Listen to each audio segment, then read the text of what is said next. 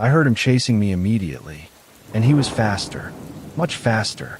His steps had never been so steady and rhythmic. They were quick, unsettlingly light, yet he was cutting across the ground at a speed that seemed almost impossible for a person in a suit navigating this treacherous terrain. It was as if he were gliding over debris. This happened a long time ago, when I was a kid. My hometown, well, it wasn't the kind of place people wrote postcards about. It was small, tucked away, and chronically underdeveloped. The kind of town where the biggest news was usually the mill threatening layoffs again, or the high school football team losing another game. We were in a slow decline, and everyone knew it, even if they didn't say it out loud. Hope was a scarce commodity, something people clung to in whatever form they could find it. And that's where the disappearances came in. It was a known problem, a quiet, persistent ache in the community fabric. Kids, mostly teenagers, but sometimes younger, would just vanish. One week they'd be in class, complaining about homework or dreaming about getting their driver's license. And the next, their desk would be empty. Their locker would stay shut. Whispers would start. The official line, the one that settled over the town like a comforting but threadbare blanket, was that they'd run away, gone to the city, seeking a better life, adventure, opportunities that our stagnant town couldn't offer. And people, by and large, chose to believe it. It made a grim sort of sense. Who wouldn't want to escape? Who wouldn't yearn for something more than the dusty streets and the resigned faces? But even as a kid, something about it pricked at me. Why would everyone who left cut ties so completely? No letters home, no calls, not even a rumor trickling back through a friend of a friend. It was as if they'd stepped off the edge of the world. Families would grieve, of course, but then they'd latch onto that better life narrative. It was easier than confronting the void, the awful, echoing silence these kids left behind. Believing they were thriving elsewhere was a balm, a way to keep the creeping despair of our town at bay. It allowed a sliver of vicarious hope. If they could make it out, maybe the town itself wasn't a complete dead end. I didn't have many friends, prefer my own company mostly. My walk home from school was usually solitary, a straight shot down Main Street, then a turn on Elm, and a few more blocks through a quieter residential area. It was routine, predictable, until that one afternoon. The day started like any other. School droned on. The final bell was a release. I slung my backpack over my shoulder and started the familiar trek. The air was that specific kind of late autumn cool, crisp but not yet biting. Leaves crunched underfoot. I was about halfway down Main Street when I first noticed him. He was standing across the road, near the boarded-up storefront of what used to be a pharmacy. What caught my eye wasn't that he was there, but that he didn't fit. Our town had its share of eccentrics, but this was different. He was wearing a suit, not a work suit like Mr. Henderson, the bank manager, wore. This was darker, a bit too formal, and it seemed stiff, like it wasn't made of normal fabric. And it was impeccably clean, which was an oddity in itself in our perpetually dusty town. He was just standing there, not looking at anything in particular, but his stillness was alert, like a heron waiting by the water. I didn't think much of it at first. Maybe a salesman who'd taken a wrong turn, or someone visiting family. I kept walking. When I glanced across the street again a block later, he was still there, but he'd moved. He was now parallel to me, keeping pace, but on the other side. A faint prickle of unease started on the back of my neck. It was probably nothing. Coincidence. I made the turn onto Elm Street. It was quieter here, fewer cars, fewer people out and about. I chanced to look back. He'd made the turn too. He was still across the street, but definitely following. The distance between us was the same, but the casualness was gone from his posture. He was walking with a distinct purpose now, his gaze fixed in my general direction. My heart started to beat a little faster. This wasn't right. Salesmen didn't follow kids home like this. I told myself to be calm. Maybe he was just going the same way. But Elm Street didn't lead to any businesses, just more houses and, eventually, the old scrapyard at the edge of town. I picked up my pace. Not quite running, but a fast, determined walk. I risked another glance. He matched my speed effortlessly. The suit didn't ripple or bunch. It moved with him, as if it were part of him. His face was indistinct from this distance, shadowed, but I could feel his attention on me like a physical weight. Panic began to bubble up, cold and sharp. This wasn't a coincidence. I needed to lose him. My mind raced. I knew these streets like the back of my hand. He didn't. Instead of continuing straight towards my house, I made a sharp, unplanned right onto a narrow alleyway that cut between two houses. It was a shortcut I sometimes used, overgrown with weeds and usually littered with overflowing trash cans. It smelled damp and forgotten. I broke into a jog, backpack thumping against my spine. When I emerged onto the next street, breathless, I looked back. For a glorious few seconds, the alley was empty. Relief washed over me, so potent it almost buckled my knees. I'd lost him. Then he stepped out of the alley. He didn't look rushed or out of breath. He just appeared, smooth and silent, and turned his head, his gaze locking onto me instantly. The distance was shorter now, maybe half a block. I could see his face a little better. It was pale, unremarkable in features, yet utterly devoid of expression. No anger, no curiosity, just a blank, waiting stillness. The suit was still pristine. Terror, raw and undiluted, seized me. This was not normal. This was wrong. My only thought was to run. I bolted. My house was still several blocks away, but in the opposite direction now, thanks to my detour. Ahead of me, at the end of this less traveled road, lay the town's unofficial dump, the scrapyard. It was a sprawling mess of rusted cars, discarded appliances, mountains of junk, and treacherous piles of debris. Kids sometimes dared each other to go in, but it was generally avoided. It was vast, chaotic, and dangerous. It was also my best bet. I ran harder than I thought I could, legs pumping, lungs burning. The scrapyard fence, a rickety chain link affair with several convenient holes, loomed closer. I didn't dare look back.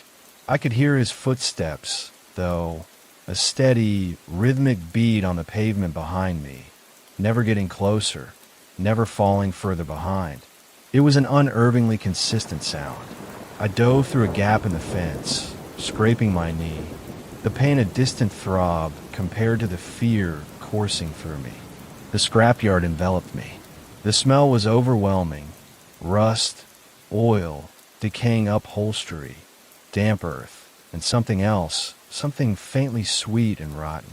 Towers of junk rose on either side, creating narrow, winding pathways. I scrambled deeper into the maze, hoping the sheer complexity of the place would be my salvation. I ducked behind a teetering stack of bald tires, heart hammering against my ribs like a trapped bird.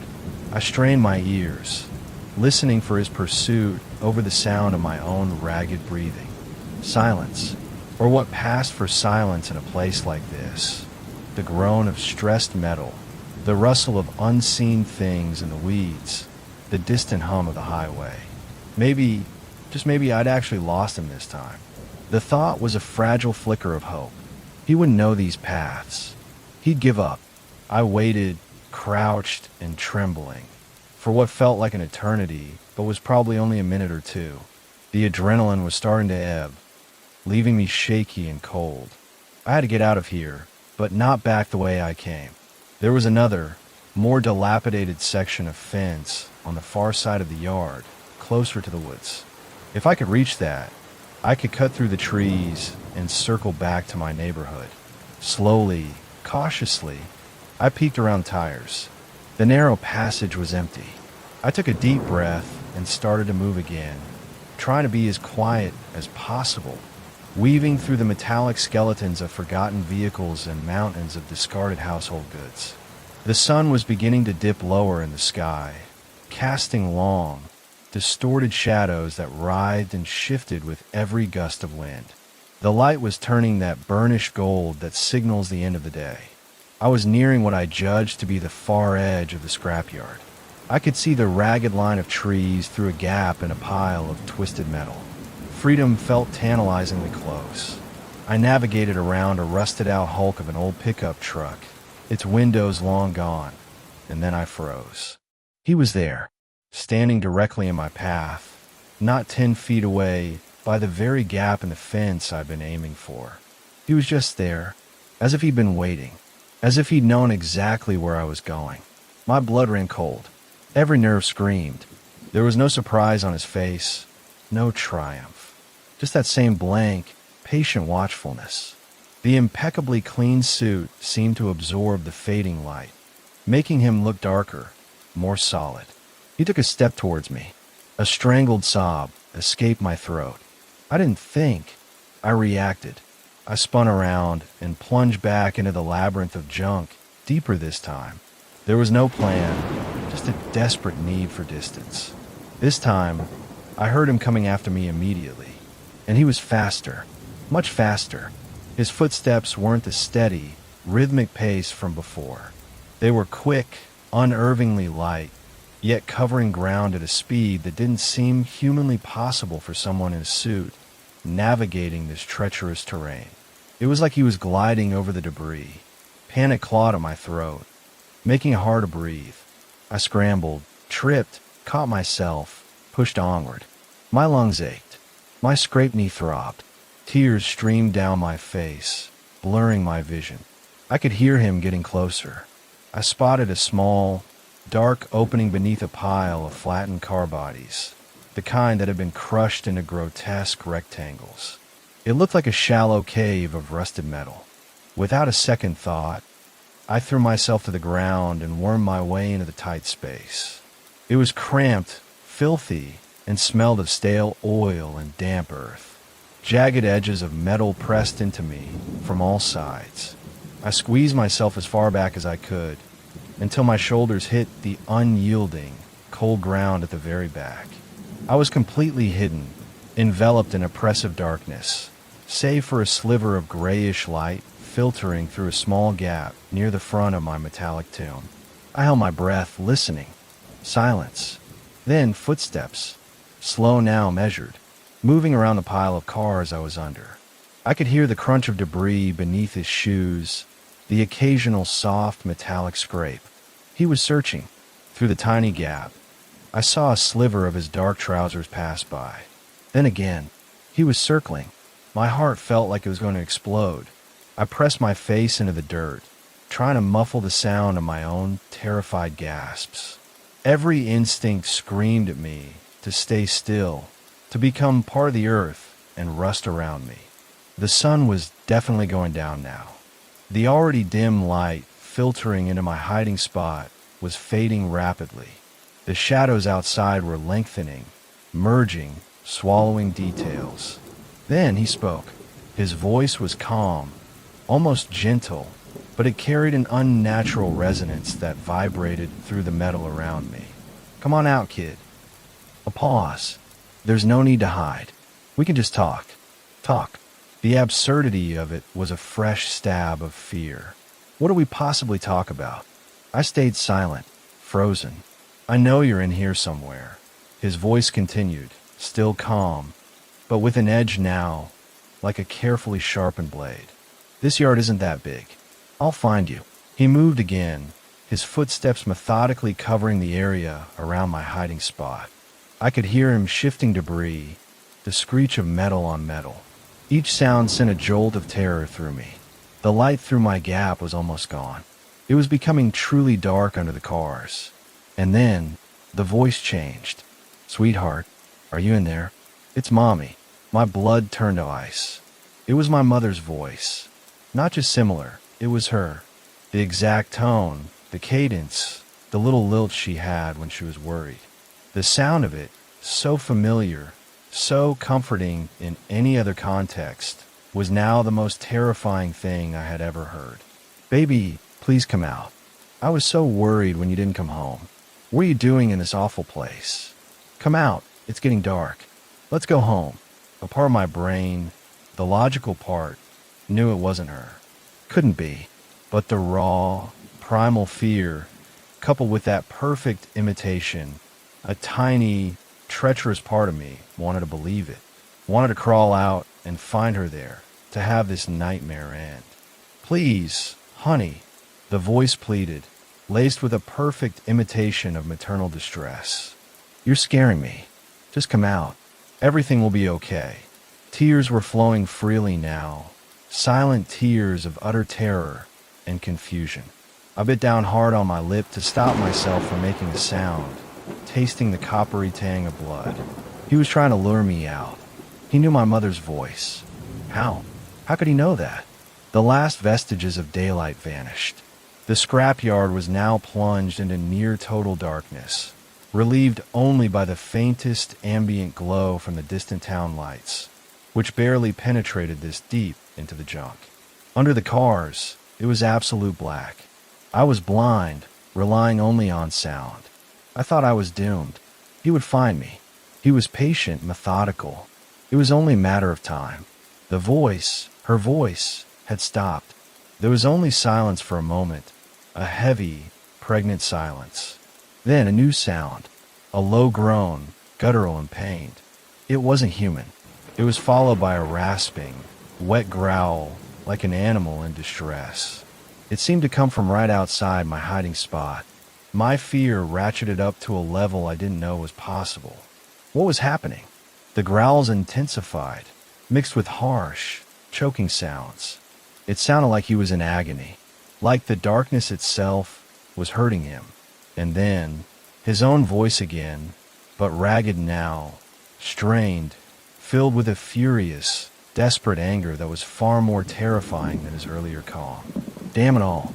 The light, gone too soon. Another pained snarl. Then, chillingly clear, his words cut through the night, seeming to echo in the sudden stillness. I will find you eventually, kid. Just in another day, perhaps. There was a strange rustling sound then, like dry leaves skittering across concrete, or sand pouring from a height. It lasted only a few seconds, and then nothing. Absolute silence. No footsteps, no breathing, no pain growls. He was gone. I stayed huddled in that metallic coffin for what felt like hours, too terrified to move, too shocked to process. Eventually, the cramping in my limbs and the desperate need to escape the crushing darkness forced me to act. Trembling uncontrollably, I slowly, agonizingly, pushed myself out from under the cars. The scrapyard was utterly dark, save for the sliver of moon that had risen. I stood there, shaking, expecting him to reappear at any moment. But there was nothing, no sign of him. Where he had been standing, or where I thought he had been from the sounds, there was just dust. A faint, fine layer of something dark on the ground, already being disturbed by the night breeze.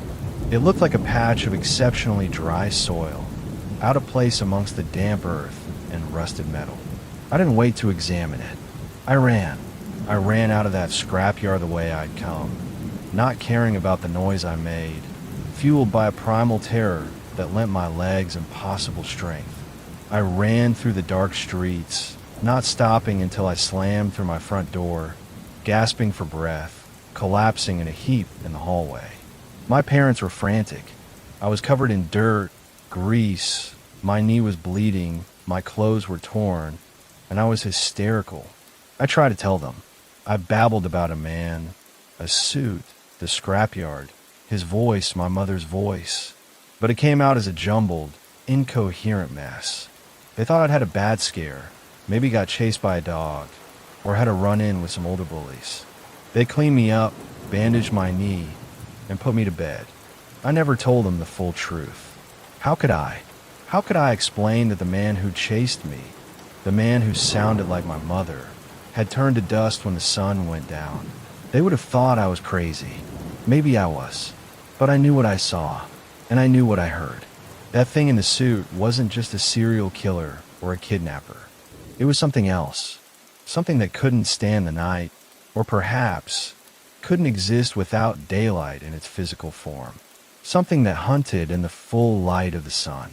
The disappearances in our town, I started to see them in a new light. Were they all just kids running away for a better life? Or had some of them, like me, taken a wrong turn on their way home, on a day when the sun didn't set a little too quickly? Had they been lured by familiar voices out of hiding, into the waiting darkness? The thought made me sick. That promise, "I will find you eventually, kid, just in another day, perhaps," has haunted me ever since. I moved away from that town as soon as I could. I try to live a normal life, but I'm always aware of the sun. I don't like being out alone when it's full day. And sometimes, on quiet evening, when the shadows grow long, I think I hear a faint rustling, like dry leaves or sand. I don't know why it seemed to turn to dust. I don't know what it was, but I know it was real, and I know it wanted me.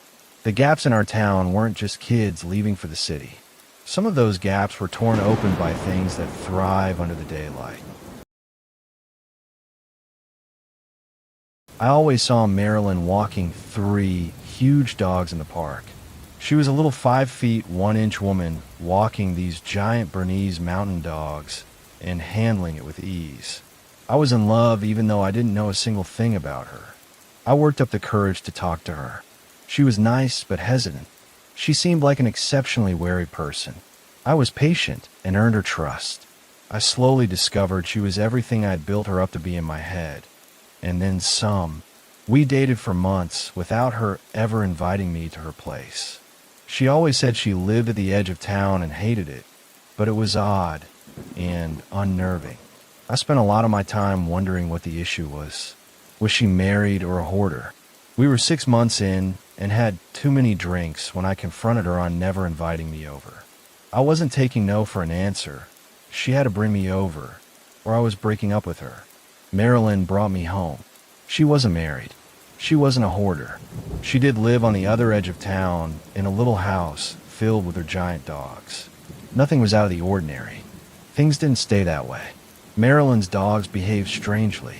They would start barking or growling at random spots and corners of the house, as if there was an intruder. This also got worse in the middle of the night. The dogs constantly got up around 3 and barking and going crazy and sniffing all around the room while we slept. I think I knew what scent they were picking up on. It was a male scent, musty cigarettes, sweat, and the sting of men's deodorant trying to cover it all up. It was so strong I was getting ready to confront Marilyn on it. Did she have a man who was staying there when I wasn't there?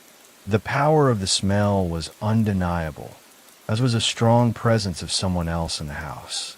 I asked Marilyn about it. She was very matter of fact. She was haunted by a male spirit. It always lingered.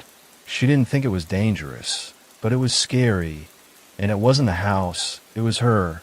It had been with her for a couple years now, in different locations. She asked if it was a deal breaker. No, I was all in. I loved her. I could deal with ghosts. I could deal with feeling like I was always being watched. I could deal with never feeling alone. I wasn't prepared to deal with what the actual reality was, though. We spent time at Marilyn's place. Those supernatural oddities always lingered. She explained she got the 3 giant dogs to protect her from whatever it was. Everything had become kind of second nature to me until one day when we walked into the house and Marilyn peeped right back out the living room blinds. "I keep seeing the same middle-aged woman everywhere I go," Marilyn whispered. I had no idea at the time that sentence was the opening line to a horror movie the two of us were about to live. She's plain, always wearing a hat, sunglasses, super small, and always driving a white car, a Honda, Marilyn went on. I knew the car. I had seen it several times in the past few months. I also could picture a woman, hat, sunglasses, small. She always seemed to be around like an extra in a movie about my life.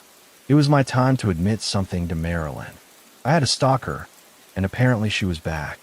I dated a girl named Savannah for nearly a year in my early 20s. She came off as just sweet at first, obsessed with me in the right way, then it became the wrong way.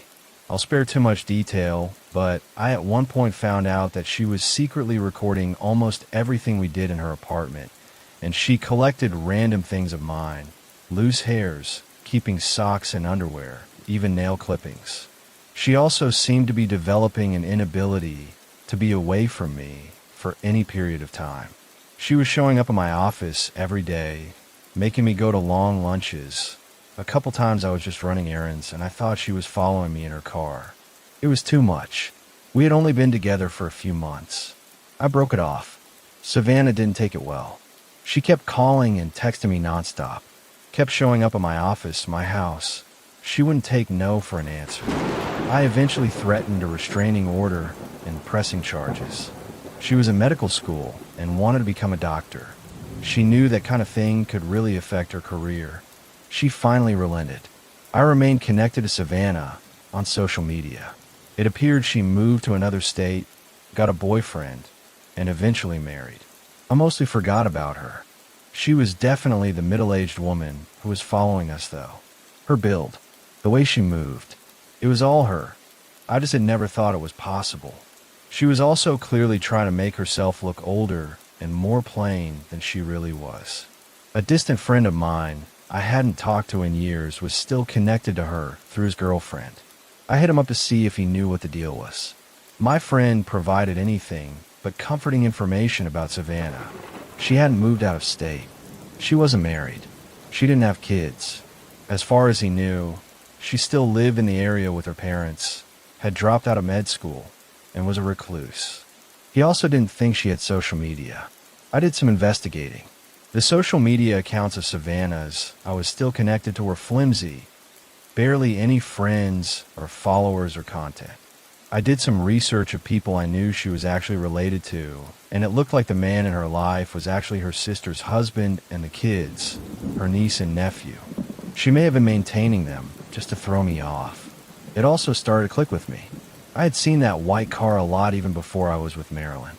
I had also seen a plain, middle-aged woman with long black hair that I now thought looked like a wig, always wearing a ton of clothes, even in the summer.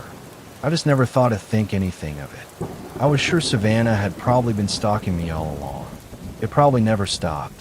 She was probably just turning up the heat since she saw me get serious with Marilyn. Feeling her grip slip away, I was going to follow through with the restraining order this time and pursue pushing Savannah away for the full extent of the law.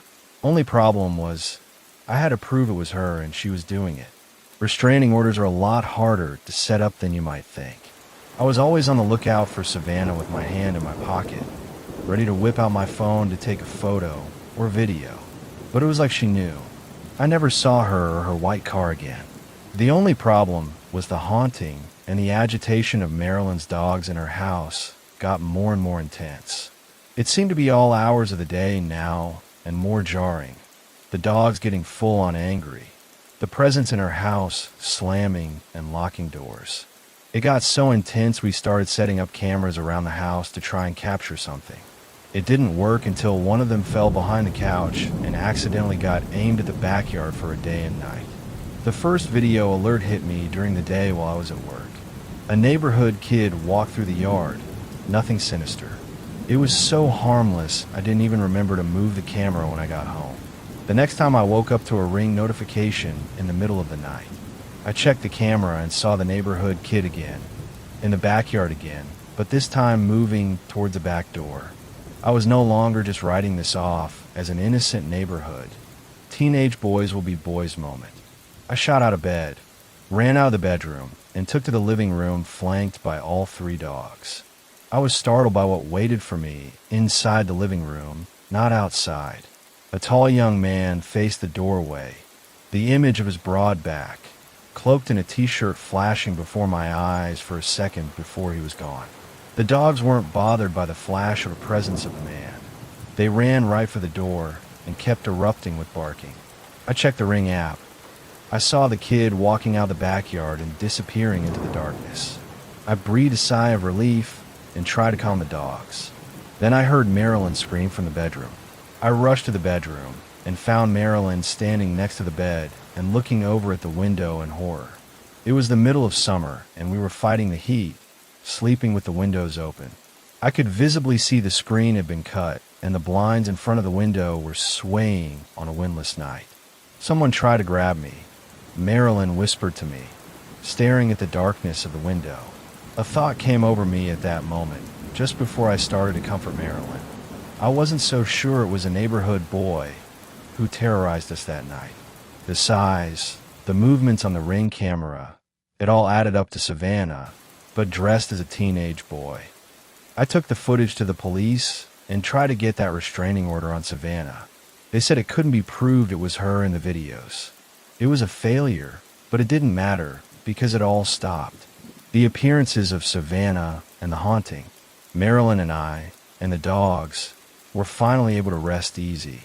We settled into life at her house. We made a year with everything going perfectly. We fell full into love. I proposed. She said yes. I moved into her place. We slept with her giant dogs every night, safe and happy. Then the haunting started to pick up again. It was intense.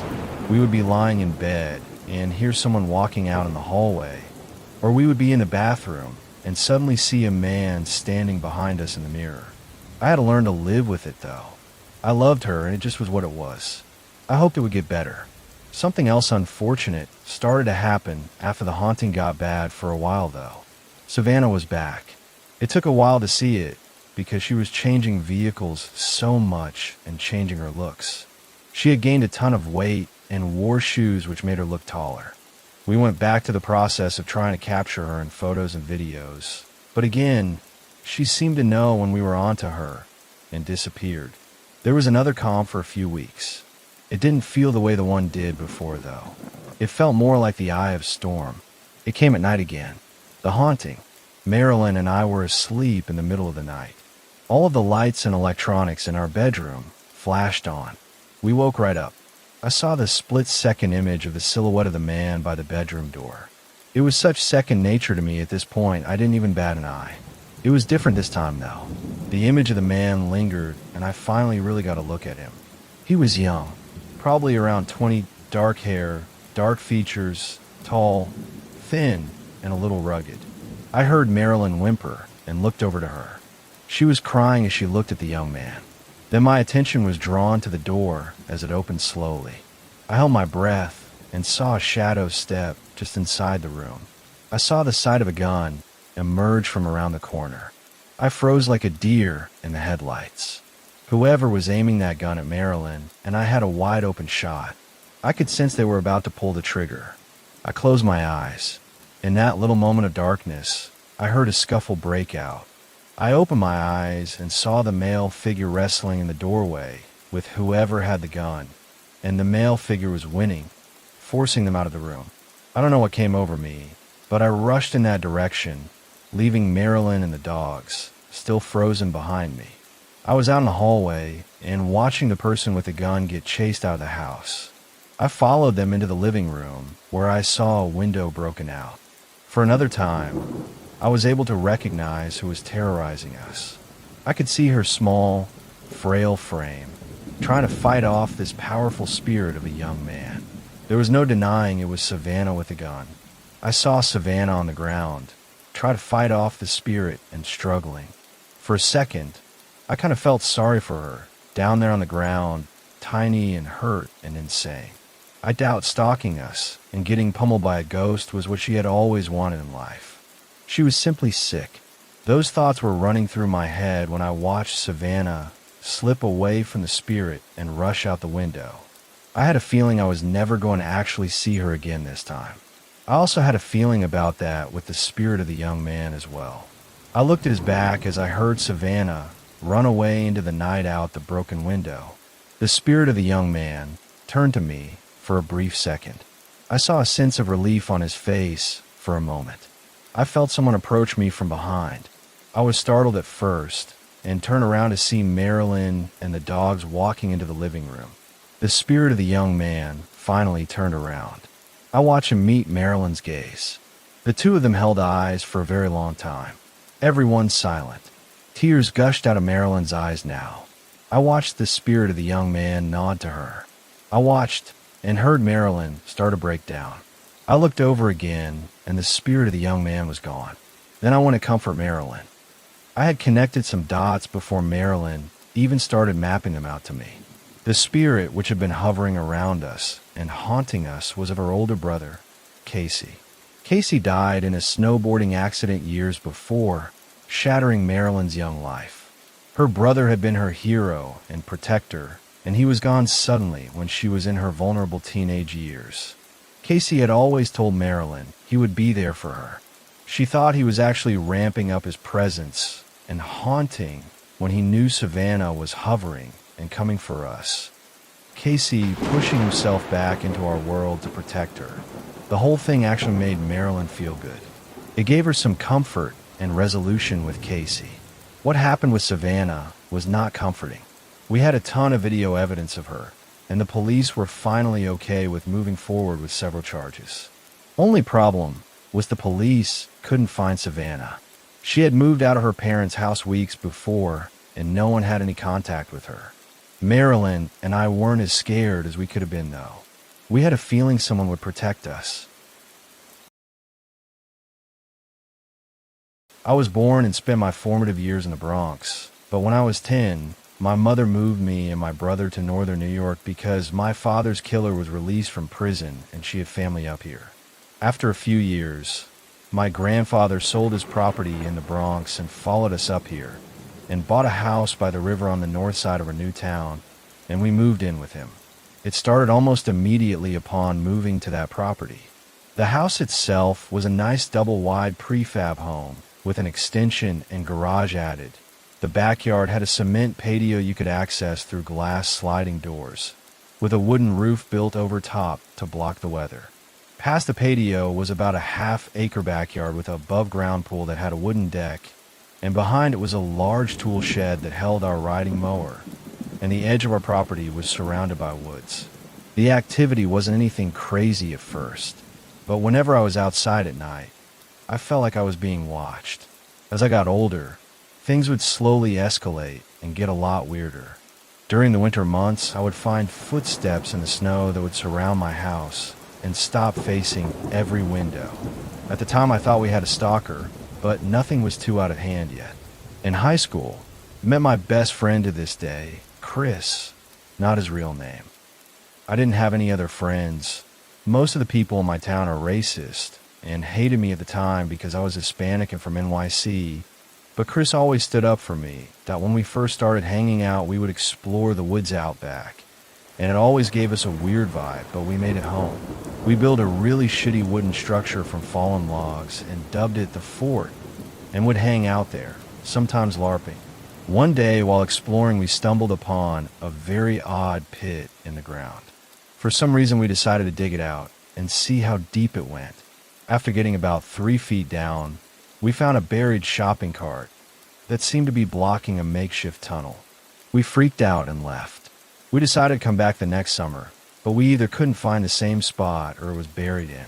When we were a bit older, we would get into the stereotypical teenage guy shenanigans, including on occasion sneaking a beer or two from the fridge and drinking them in a second shed my grandfather had built in the backyard on the opposite side of the first shed by the edge of the woods for us to hang out in. Right outside of our hangout shed, that we just referred to as the shed, I dug out a fire pit in the dirt and circled it with rocks. This is when the activity started picking up. One night while we were in the shed, it sounded like someone was walking around the shed. Chris noticed it too, and we got quiet and gave each other the WTF is that look. After a short while, the footsteps and rustling stopped, and was immediately followed with pounding on the walls. We practically shit our pants, but stayed quiet for I can't even remember how long until the banging stopped. When we felt the coast was clear, we booked it to the house and locked all the doors. You would think that would keep us from spending time out there, but I think we were gluttons for punishment, or were just extremely morbidly curious because we would keep hanging out in the shed. This would continue for a long time. Most nights we were out there, we would hear the rustling and footsteps, some nights the banging, but eventually it would feel normal. But one night, while having a fire out front of the shed, we saw it for the first time. It was probably midnight or later, and we were sitting with our backs to the backyard, shed to our right, house to the left, and the tree line that separated the property from the neighbors in front of us. As we were sitting there, I could hear rustling right in front of us. When I looked up, my heart sunk and I froze. There was a really tall and gaunt figure standing in the tree line, facing us. At first I thought I was going crazy, but it slowly leaned forward, and I could see its face, or lack thereof, pointing right towards us. It was tall, thin, and naked, I think. It had absolutely no facial features, and its skin was so dark you couldn't see texture whatsoever. It was as if it was made out of a 3D void. I thought I was going insane, but that's when I noticed Chris had already started booking it to the house, so I followed suit. As I said, that was just the first time.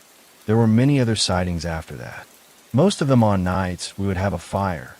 Although we moved to having fires in an old, rusty, intricate chimney the previous owners of the house had left for us on the stone patio. When we were a bit older, Chris started dating a girl I'll call Vanessa. Vanessa would come to hang out with us on the property all the time. But there's one night that's hard to forget. I was alone in my room. Chris was in the shower across from my bedroom, and Vanessa was in the dining room, which was out my bedroom door to the right.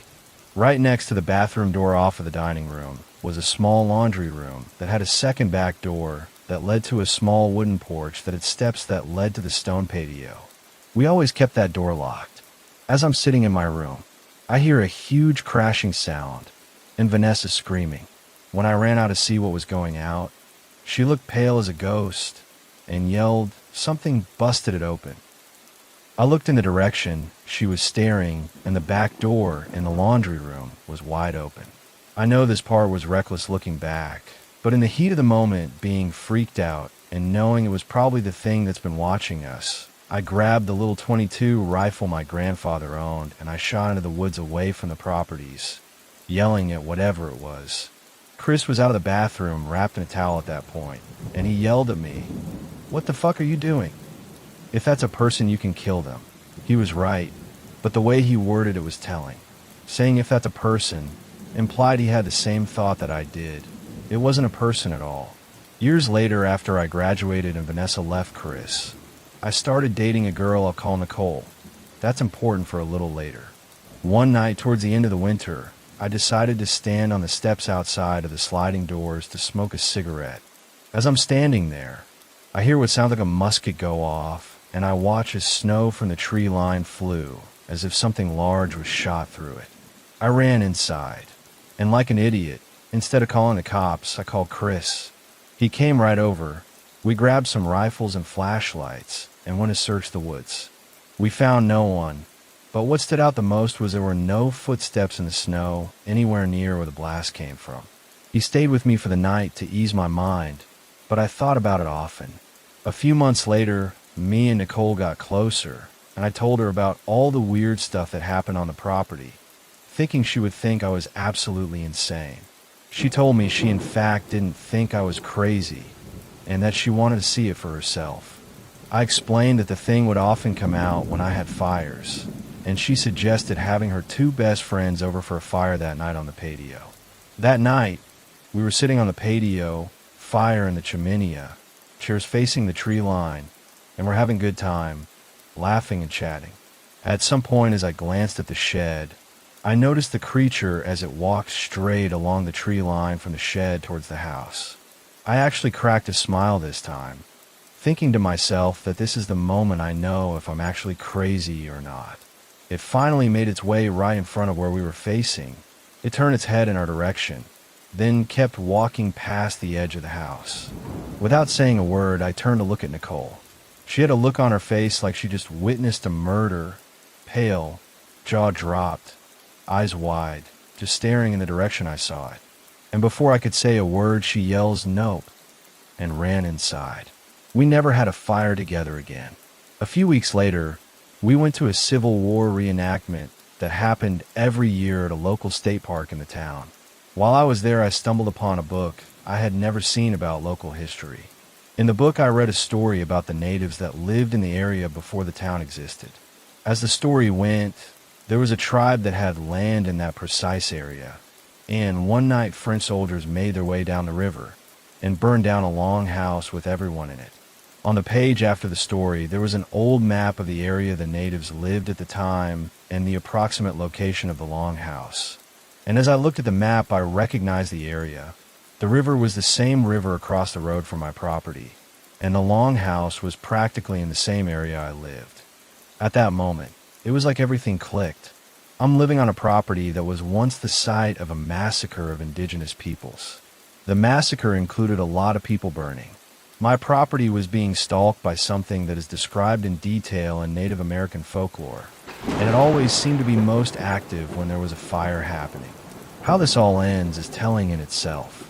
A few years later, after I failed out of college, living back with my grandfather, I was in a rough patch and drinking a little too much. One day I drank a lot and passed out. I feel like this would be a good time to say we didn't have working fire alarms. I woke up out of a dead sleep, stone cold sober with a weird feeling. I walked out of my room and saw my grandfather in the kitchen fighting a huge fire on the stove. As I ran up, he was about to throw water on it, but I stopped him knowing it was a grease fire and grabbed the salt. As I put out the flames, I looked up in horror. I noticed the inside of the vent fan was glowing, and the fan was still on. I yelled to my grandfather that we had to leave now. I grabbed the wireless house phone, and I ran him out front. When we got out there, I went to call 911, and I realized the phone was dead. That's when I did something stupid. I thought to myself about how our neighbors are never home, and we lived practically in the middle of nowhere, and I knew where the other phone was. So I ran back in. When I got inside, I had to use muscle memory to get to my room because the smoke was too thick to see through. All I could see was the kitchen glowing through the smoke. When I made it to my room, I grabbed the blanket and shook. I saw a glimmer that had to be any remaining light reflecting off of the phone screen, and caught the phone. I ran back outside and called 911. I barely was able to get out what happened before the phone line went dead from the fire. I found out later that our house was made with plastic ventilation in the stove fan. So even though I put the fire out, it was too late. The plastic melted and the insulation caught. They said we had 2 minutes total. If I didn't wake up, when I did, we would both be dead. We haven't been back to the property since that day. But there's something disturbingly and morbidly poetic that I almost burned to death in that very house. And I, to this day, feel that it was all connected to the Windigo.